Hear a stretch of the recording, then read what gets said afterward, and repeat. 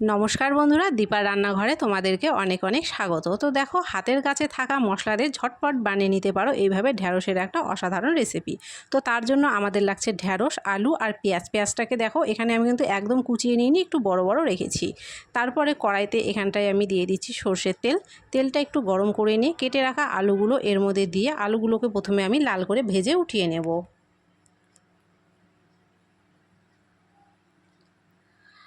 এবার ওই একই তেলের মধ্যে কেটে রাখা ঢ্যাঁড়সগুলো একটু ভেজে নেব। ঢ্যাঁড়সগুলোকে লাল করে ভেজে নেবার কোনো দরকার নাই, সামান্য একটু নেড়েচেড়ে নামিয়ে নিলেই হবে।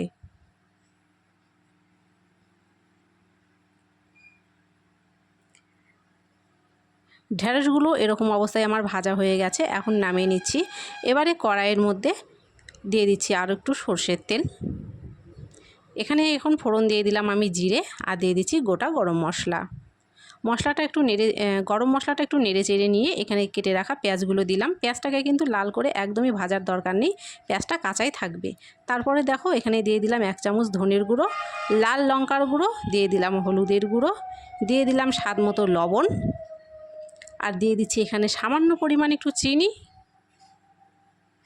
দিয়ে দিলাম আদা জিরা বাটা, দিয়ে দিলাম কুচিয়ে রাখা টমেটো, আর দিয়ে দিচ্ছি সামান্য সর্ষে বাটা। এবারে সর্ষের বাটিটা ধুয়ে একটু জল দিয়ে মশলাটাকে এখন একটু আমি কষিয়ে নেব টমেটোটা সেদ্ধ হওয়া পর্যন্ত। মশলাটা দেখো খুব ভালো করে কষিয়ে নিয়েছি। এরকম অবস্থায় ভেজে রাখা আলু আর ঢ্যাঁড়সগুলো এখন দিয়ে দিলাম, দিয়ে আরও 5 মিনিট মতো খুব ভালো করে কষিয়ে নেব।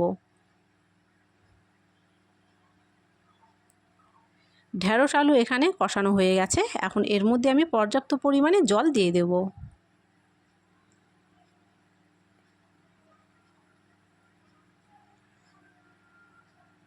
যতটুকু জল প্রয়োজন ঠিক ততটুকু জলই এখানে ব্যবহার করব।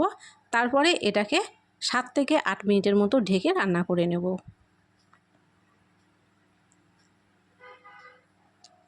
7 থেকে 8 মিনিট পরে দেখো আমি এখানে ফিরে এলাম। জলটা অনেকটাই শুকিয়ে গেছে আর আলু কিন্তু খুব ভালো করে সেদ্ধ হয়ে গেছে। আমাদের রান্নাটা কিন্তু এরকম অবস্থায় হয়ে গেছে। এখন আমি গ্যাসটাকে অফ করে 10 থেকে 15 মিনিট ঢেকে তারপরে তোমাদেরকে দেখিয়ে দেব। তো দেখো এখানে নামিয়ে নিয়েছি, আর এখানে আমি ভাতের সাথে দিয়েও দিয়েছি। কেমন লাগলো কমেন্ট করে কিন্তু অবশ্যই বলো। ভালো লাগলে অবশ্যই লাইক করে চ্যানেলটাকে সাবস্ক্রাইব করে পাশে থাকা বেলটিকে অবশ্যই প্রেস করে দিও। ভিডিওটাকে অনেক অনেক শেয়ার করে দিও, আর কমেন্ট করে অবশ্যই জানিও কেমন লাগলো তোমাদের এই ঢ্যাঁড়সের রেসিপি। তো ধন্যবাদ তোমাদের সকলকে, সকলেই খুব ভালো থেকো।